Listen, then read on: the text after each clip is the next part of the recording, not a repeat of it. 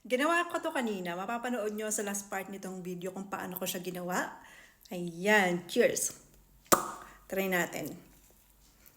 Nakabalot siya sa nori.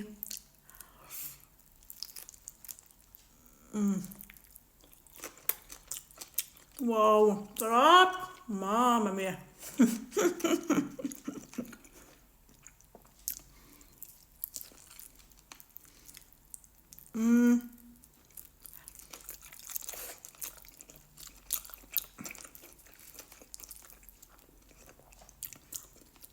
Kailangan, pag pinirito nyo siya, dapat sobrang init ng mantika nyo para crunchy yung rice paper.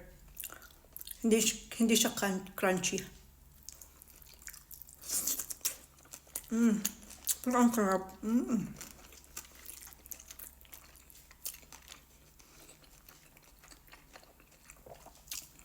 Cheers.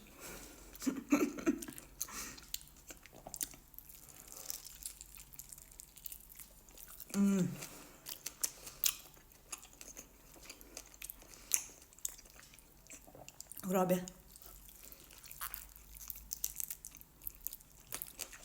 Sarap.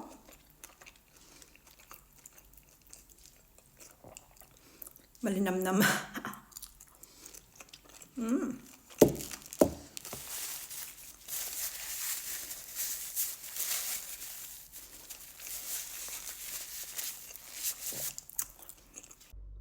Kinaskas na beetroot. Lagyan natin ng tuna. Nilagyan ko din ng mayo. Ngayon naman ay garlic powder, pamintang durog, kunting asin, haluin. Nahalo na natin.